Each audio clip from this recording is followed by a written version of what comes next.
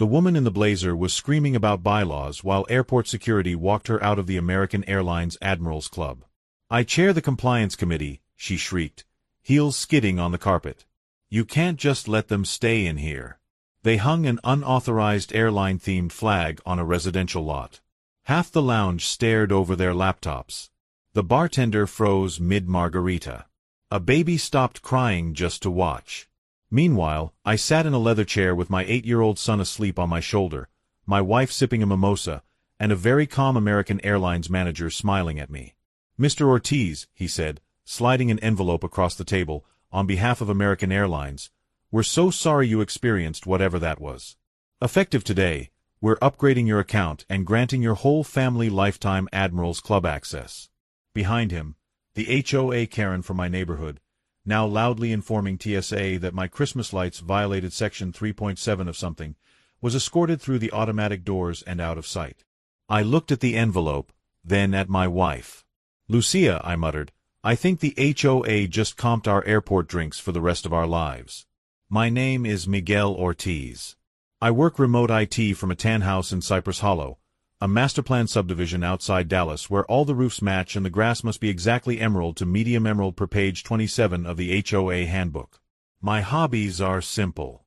I like my family, I like quiet, and I like airplanes. I'm a bit of a travel points nerd. I don't party, don't blast music, don't throw wild barbecues. I just accumulate miles like a dragon hoards gold and occasionally blow them on a vacation."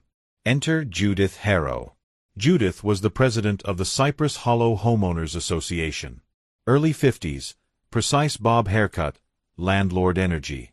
She moved like she was perpetually walking into a meeting she'd already won. Her natural environment was the clubhouse conference room, surrounded by 3-ring binders labeled things like Fence Height Photo Log 2019 to present. She treated the covenants, conditions, and restrictions not as guidelines, but as scripture. For a while, I didn't exist to her. Then I made the mistake of decorating my garage. See, my one indulgence was turning my garage into a little aviation-themed hangout, a mini family lounge. LED strip lights, a few metal airline signs from eBay, a rug that looked like a runway, and a wooden plaque over the door that said Ortiz Family Lounge, Gate 01. The kids loved it. My neighbors thought it was cute. But to Judith, it was a crime against suburban order. The first letter arrived like a parking ticket tucked under my soul. Notice of non-compliance, unauthorized commercial signage. According to Judith, my Ortiz Family Lounge sign suggested I was operating a business.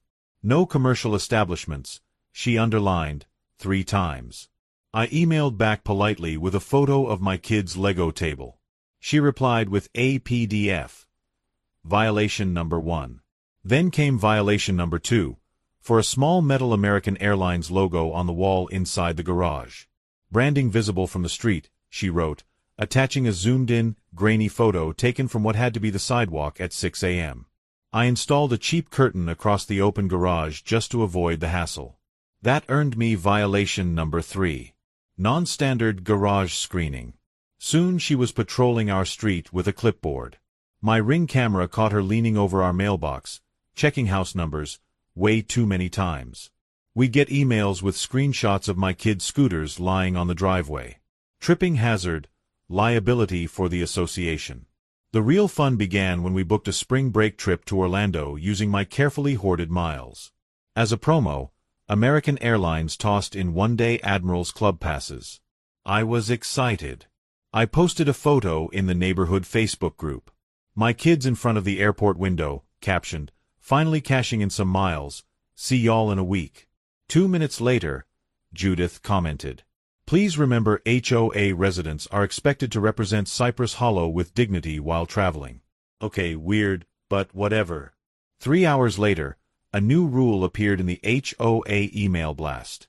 Residents may not host large gatherings in garages or lounge-like spaces that give the impression of public or commercial access.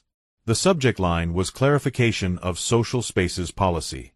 Neighbors started jokingly asking if they needed reservations to my club. I laughed. Judith didn't. She started printing out my Facebook posts, circling things in red ink, and bringing them up at board meetings. A friend on the board texted me a photo of a page titled Ortiz Situation, Escalation Options. These people, I told my wife, need hobbies. The overstep came in layers, like a cake baked entirely out of bad decisions. A week before our trip, I got an email from American Airlines flagged unusual activity, lounge access. It claimed they'd received a report that I was selling unauthorized access to airline lounges via a private residential club. I reread it 3 times. Someone had told American that my silly garage hangout was some kind of under-the-table Admirals Club franchise. Attached were photos of my garage, heavily zoomed, with captions like Note Airline branding. Note sign indicating lounge. The email asked if I was operating any kind of business using their trademarks. I responded, "No. That's my garage. It has snacks and a broken foosball table." They thanked me and said they'd investigate. I had a sinking feeling I knew who the reporter was. I was right. The day of our trip, we went through security, kids buzzing about Harry Potter World, my wife dreaming of an airport cocktail. We walked up to the Admirals Club with our passes. Judith was already there. She was at the desk, binder in hand, talking to the front desk agent in that stage whisper that's actually louder than shouting. "Running an unlicensed lounge in our neighborhood," she said with an accusatory tone. "He uses your logo. He invites people over for miles consultations. I have screenshots. I chair the compliance committee." The agent looked like she wanted to be anywhere else. Then Judith saw us and turned, triumphant. "That's him. The man exploiting your brand. Ortiz. Cypress Hollow. Lot 34B. She whipped out a folder. Inside were printed screenshots of my Facebook post, her zoomed photos of my garage, and, most disturbingly, copies of the mailers American had sent me. "Where did you get those?" I asked. "I retrieved misdelivered mail from your box for documentation," she said, like she was reciting a hero speech.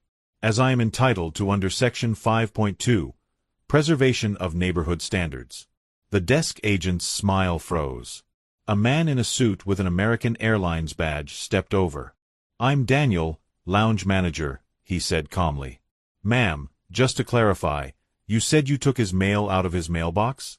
"I documented it," Judith corrected. "For the record. I have a duty to protect this community's reputation." Behind him, an airport police officer, who had apparently been called for a possible fraud situation, raised an eyebrow.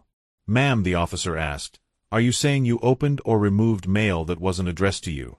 Judith hesitated, realizing she might have said the quiet felony out loud. "I temporarily possessed it in my capacity as HOA president," she snapped. "Federal rules don't apply the same way in covenant communities." The officer looked at Daniel. Daniel looked at me. My son whispered, "We're gonna miss our plane, aren't we?" Turns out, when you wave around stolen mail in an airport and claim to outrank federal law, people take an interest. Things moved fast after that. The officer gently steered Judith away from the desk. 2 more officers appeared, asked her to step aside, and started asking calm, uncomfortable questions. Daniel, the lounge manager, ushered my family to a side table with an apologetic smile. "Mr. Ortiz, I'm very sorry this is happening in front of your kids," he said. "We've been reviewing the complaint this woman sent. Now that we hear how she got those documents." He trailed off. I pulled out my phone. "I have ring footage of her pulling open our mailbox more than once," I said. "And multiple letters where she threatened legal action over my kids' playroom. Do you want those?" Daniel's eyes lit with the unmistakable gleam of someone whose day just got interesting in a corporate liability kind of way. "Yes," he said. "Yes, I do." He excused himself to make calls. They weren't small calls. American's legal department. Corporate security. Whatever department handles nutcases weaponizing airline logos in suburbia. Meanwhile, the officers asked me a few questions, took a quick statement, and then turned their full attention back to Judith, who was now explaining that airports are technically common spaces, not federal. You could feel the power dynamic shift. The same woman who once made a grown man repaint his fence 3 times for being too cream wasn't in charge anymore. She was surrounded by people who did not care what Section 8.4 of the Cypress Hollow Covenant said about visual harmony. Within an hour, I had emailed Daniel a zip folder of every HOA violation notice I'd received. I'd forwarded the email where Judith bragged to another board member about catching Ortiz red-handed with his lounge scam. Airport police had called in a postal inspector contact about the mail issue. And someone at American Airlines Corporate had clearly decided this was now a brand issue. The next day, while we were in Orlando, I got a voicemail from our property management company. "Hi, Mr. Ortiz. Due to a situation that occurred at DFW, the board president, Ms. Harrow, has been temporarily suspended from her duties pending legal review. We'd appreciate any documentation you can provide." I sent them the folder titled Judith_versus_reality.zip.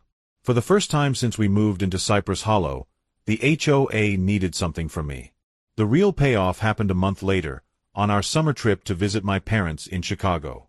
We arrived at the airport, rolled our suitcases toward the Admirals Club, and I was braced for someone to say, "Sir," about that whole situation. Instead, Daniel, the same manager, was waiting by the front desk, smiling. "Mr. Ortiz, Mrs. Ortiz, welcome back," he said. "Do you have a moment?" I glanced at Lucia. She shrugged. "As long as it doesn't involve handcuffs or HOA bylaws, sure." He led us to a table near the big windows, where planes were taxiing in the afternoon sun. Another woman joined us, wearing a corporate badge and the kind of blazer that said "I live in conference rooms." "I'm Karen," she said, then winced. "Yes, I know.